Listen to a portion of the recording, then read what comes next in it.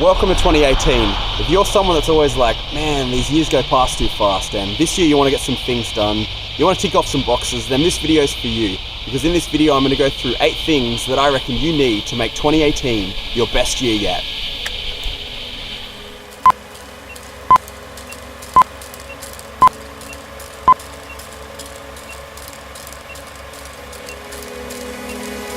Starting things off, trying something new. And what I mean by this is perhaps, trying a new food or buying a new vegetable when you go to the shops, or something more hardcore like taking up a new activity or hobby. And in saying that, a great way of doing that is just by saying yes to a few things that you normally wouldn't have. So if someone asks you, hey, why don't you come rock climbing with me next week? And you're like, oh, it's a little bit scary. I think it's a little bit too hard for me. Just take the leap and, jump out of your comfort zone and just try that new venture. And what that will do is it'll open new doors, so it'll give you new experiences, and it might lead to new friendships, and ultimately it will help you evolve and grow as a person in the best way possible. And if you do find out you hate that new thing, then and that does help you grow as well. So you can't lose by trying something new. Number 2, creating.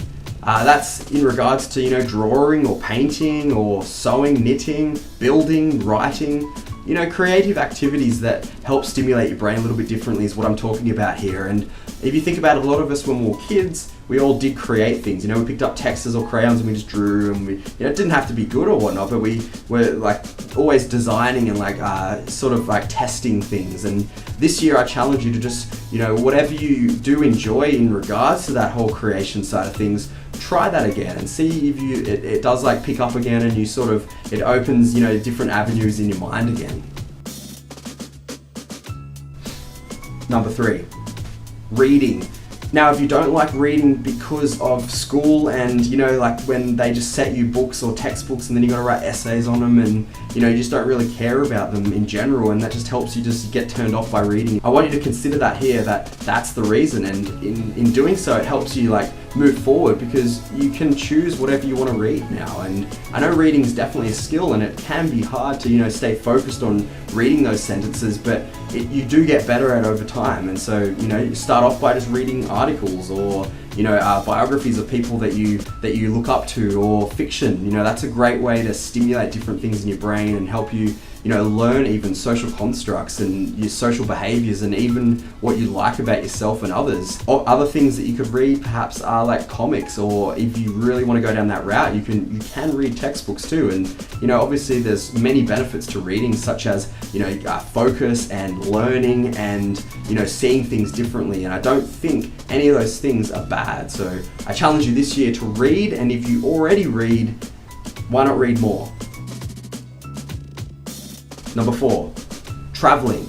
Now, I know that's not something that everyone can do, but if you do have the opportunity to, go overseas or go interstate and see some different places in your country or in the world, that's obviously going to lead to, different perspectives. And if you go to overseas, you go to a different culture, that's going to be cultural immersion. You're going to gain some different types of ways of seeing the world and even yourself. And if you can't do that, I suggest perhaps going to a local forest or something, and climbing a mountain there, or going down a coast and going to a beach that you haven't been to. Just traveling in general just helps you see the world differently, see yourself differently, helps you grow. And I challenge you this year, if you can, plan somewhere to go that you normally wouldn't have.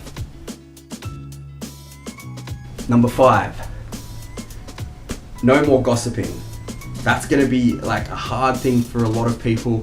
Last year, actually, two guys that I work with, we made a little pact where we just stopped gossiping, and we heard heard one of us gossiping or saying something negative, and that's not just about people gossiping, just you're saying something negative about something in general, and it's not just an individual you're talking about. But we would pull each other up on it, and I really found that by doing so, it helped us kind of clear our minds of negative thoughts and opinions. And when you carry around judgments, or you have a constant gripe about something, you keep bringing it up, and you can just kind of talk about it, and it weighs down your mind. And by taking that away and making yourself not gossip, it just frees your mind, and then you can obviously think about other things. And that's that's a huge benefit of just no longer gossiping. So I challenge you, tomorrow even, just test it out. See if you can just not think the negative thoughts about someone or something, and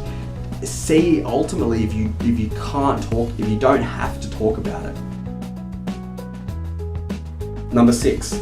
So combining with number 5 is not saying negative things about yourself. And you probably have done it in the past where you like screw up, or say something stupid, or something happens and you kind of just, you're like, oh man, I'm so dumb, like why am I so stupid, like, and you say that either internally or you say it out loud to like people in the vicinity, and that does play a huge role in just like bringing down your mood and mental state, and even how people perceive you.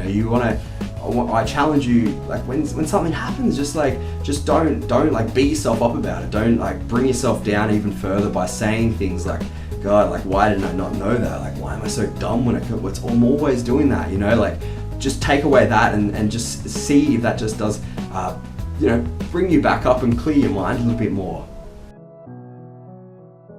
Number 7, no more binging. And when it comes to binging, what I mean is no longer doing activities that make you feel guilty at the end of it. So if you're gonna overeat on something and at the end of it you're like, I shouldn't have done that. Why do I keep doing that? Or you're gonna drink too much and the next day you're gonna be like, I'm never drinking again. That's terrible. Like why did I do that to myself? Or even watching too much Netflix. So if you like crush like 10 episodes of something and maybe that's 10 hours. Don't get to the end of it and be like, shit, like I just wasted 10 hours of my life. That's what I mean by no more binging. So if you enjoy those activities and you don't get to the end of it and you don't feel guilty, then cool, like keep doing what you enjoy. And another thing is like don't be binging on doing nothing. Like no more wasting time, I guess. Perhaps on a Sunday you sit around for too long and you feel like guilty at the end of it or something. Like instead of doing nothing on that Sunday, why don't you go for a walk or something, or like read, What I'm saying here is don't binge on things that do lead to you feeling guilty, or, like you feel bad about what you've done. Number 8, taking time out from stimulatory activities. So that can be, playing too many video games, or playing on your phone too much, watching too much TV, even reading. Like I'm saying here is taking time out from stimulatory activities to let your mind literally do nothing, kind of like clear it, like block yourself off from things. So if that means you need to like lay on your bed and like just stare at the ceiling and just like switch off from like external stimulation, so be it. Like, try that out.